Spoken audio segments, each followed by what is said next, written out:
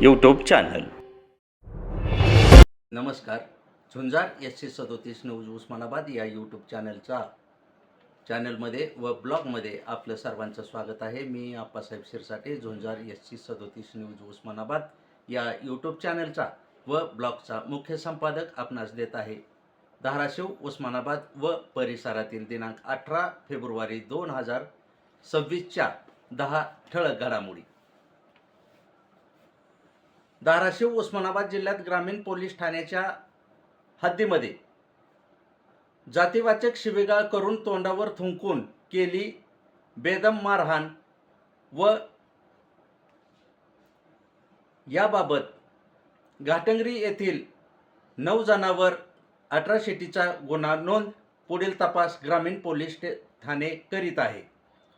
Dhoki police ठाण्याअंतर्गत कसबे टडवळे येथे शिवारात हरभऱ्याची चोरी होत असताना अडवली म्हणून 65 वर्षीय वृद्धास जबर मारहाण करणाऱ्या 7 जणांवर ढोकी पोलीस ठाण्यामध्ये गुन्हा दाखल झाला.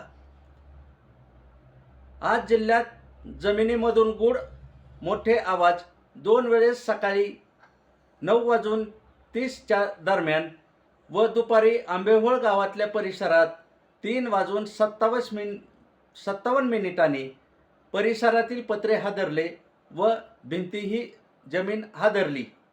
30 वर्षापूर्वीच्या आठवणी भूकंपाच्या झाल्या ताज्या.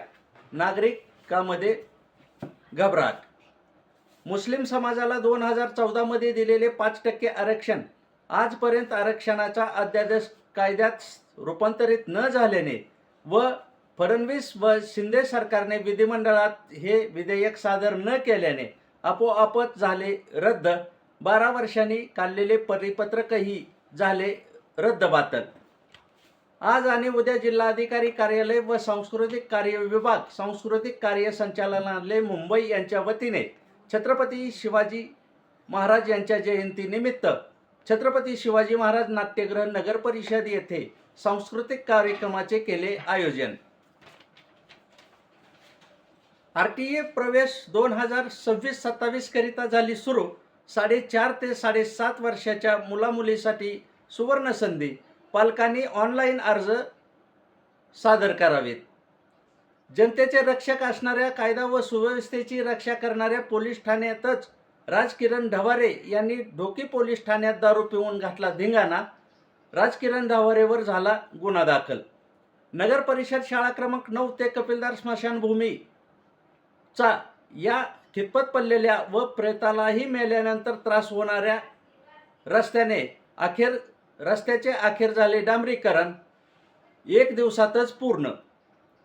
जीप व पंचायत समिती निवडणुकीनंतर उबाटा कार्यकर्ते यांच्यामध्ये भूम तालुक्यात चलबिचल झाली सुरू. याचा फटका उबाटाला बसण्याचीही शक्यता.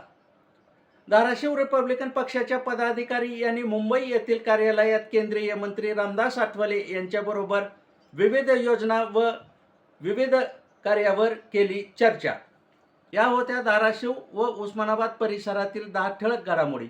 अशाच घडामोडी पाहण्यासाठी झुंजार SC37 न्यूज लाईक करा, शेअर करा, सबस्क्राईब करा, तसेच बेल आयकॉन दाबायला विसरू नका. धन्यवाद. पाहत राहा झुंजार SC37 न्यूज उस्मानाबाद.